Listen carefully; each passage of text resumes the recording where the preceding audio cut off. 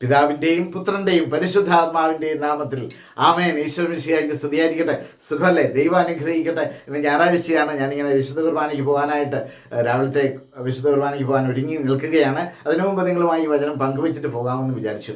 പ്രിയപ്പെട്ടവരെ, നമ്മൾ ഒരാഴ്ച പഠിച്ച കഴിഞ്ഞ തിങ്കളാഴ്ച മുതൽ ഇന്നലെ വരെ പഠിച്ച വചനങ്ങൾ ഒരിക്കൽ കൂടി ഒന്ന് ആവർത്തിക്കുകയാണ്. 13 മുതൽ 18 വരെയുള്ള വചനങ്ങൾ.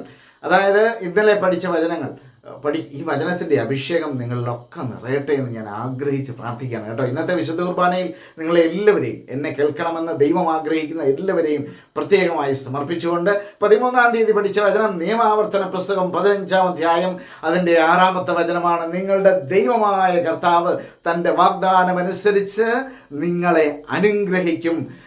നിങ്ങൾ അനേകം ജനതകൾക്ക് കടം കൊടുക്കും, നിങ്ങളൊന്നും കടം വാങ്ങുകയില്ല.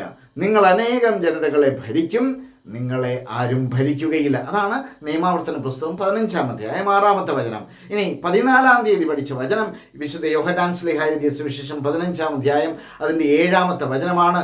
നിങ്ങൾ എന്നിൽ വസിക്കുകയും, ശ്രദ്ധിക്കണേ, നിങ്ങൾ എന്നിൽ വസിക്കുകയും, കർത്താവിൽ ഈശോയിൽ വസിക്കുകയും എൻ്റെ വാക്കുകൾ നിങ്ങളിൽ നിലനിൽക്കുകയും ചെയ്യുന്നെങ്കിൽ, നിങ്ങൾ എന്നിൽ വസിക്കുകയും എൻ്റെ വാക്കുകൾ നിങ്ങളിൽ നിലനിൽക്കുകയും ചെയ്യുന്നെങ്കിൽ ഇഷ്ടമുള്ളത് ചോദിച്ചുകൊള്ളുക, നിങ്ങൾക്ക് ലഭിക്കും. ഇനി 15-ാം തീയതി ഏപ്രിൽ 15-ാം തീയതി പഠിച്ച വചനം വിശുദ്ധ മത്തായി ശ്ലീഹ എഴുതിയ സുവിശേഷം 18-ാം അധ്യായം 19-ാമത്തെ വചനമാണ്. ഭൂമിയിൽ നിങ്ങളിൽ 2 പേർ യോജിച്ച് ചോദിക്കുന്ന ഏത് കാര്യവും എൻ്റെ സ്വർഗസ്ഥനായ പിതാവ് നിറവേറ്റിത്തരും. അതാണ് 15-ാം തീയതി പഠിച്ച വചനം. 16-ാം തീയതി നാം വചനം പഠിച്ചില്ല. 17-ാം തീയതി പഠിച്ച വചനം ആമോസ് പ്രവാചകന്റെ പുസ്തകം 9-ാം അധ്യായം 14-ാമത്തെ വചനമാണ്. എൻ്റെ ജനമായ ഇസ്രായേലിൻ്റെ ഐശ്വര്യം ഞാൻ പുനഃസ്ഥാപിക്കും. വലിയ അനുഗ്രഹത്തിൻ്റെ ഒരു വചനമാണ്. എൻ്റെ ജനമായ ഇസ്രായേലിൻ്റെ ഐശ്വര്യം ഞാൻ പുനഃസ്ഥാപിക്കും. തകർന്ന നഗരങ്ങൾ പുനരുദ്ധരിച്ച് അവർ അതിൽ വസിക്കും. മുന്തിരിത്തോപ്പുകൾ നട്ടുപിടിപ്പിച്ച് അവർ വീഞ്ഞു കുടിക്കും. അവർ തോട്ടങ്ങൾ ഉണ്ടാക്കി ഫലം ആസ്വദിക്കും. അതായിരുന്നു നാം 17-ാം തീയതി പഠിച്ച വചനം.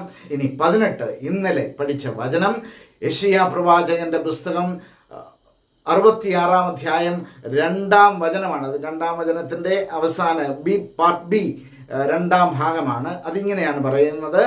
ആത്മാവിൽ എളിമയും അനുതാപവും ഉണ്ടായിരിക്കുകയും. ആത്മാവിൽ, ഇന്ന് വിശുദ്ധ കുർബാനയ്ക്ക് പോവുകയല്ലേ, ഈ ഒരു വചനം നിങ്ങളിൽ ഉള്ളി നിറയട്ടെ എന്ന് ഞാൻ പ്രത്യേകം പ്രാർത്ഥിക്കുന്നു. ഈ 66 യെശയ്യാ പ്രവാചകന്റെ പുസ്തകം 66:2 ആത്മാവിൽ എളിമയും അനുതാപവും ഉണ്ടായിരിക്കുകയും എൻ്റെ വചനങ്ങൾ, എൻ്റെ വചനം ശ്രവിക്കുമ്പോൾ വിറയ്ക്കുകയും ചെയ്യുന്നവനെയാണ് ഞാൻ കടാക്ഷിക്കുക. ആത്മാവിൽ എളിമയും അനുതാപവും ഉണ്ടായിരിക്കുകയും എൻ്റെ വചനം ശ്രവിക്കുമ്പോൾ വിറയ്ക്കുകയും ചെയ്യുന്നവനെയാണ് ഞാൻ കടാക്ഷിക്കുക. അപ്പം ഈ 5 വചനങ്ങളുടെ പ്രത്യേകമായ വലിയ അഭിഷേകം എന്നിലും നിങ്ങളിലും ഒക്കെ നിറയട്ടെ എന്ന് പ്രത്യേകം പ്രാർത്ഥിക്കുന്നു. ഒരു പ്രത്യേക പ്രാർത്ഥനകൾ ഇന്ന് ഉണ്ടെങ്കിൽ ആ പ്രാർത്ഥനയോട് ഈ വചനങ്ങളൊക്കെ ചേർത്ത് വെച്ച് പ്രാർത്ഥിച്ചേ വലിയ അനുഗ്രഹം ഉണ്ടാവും. ആമേൻ.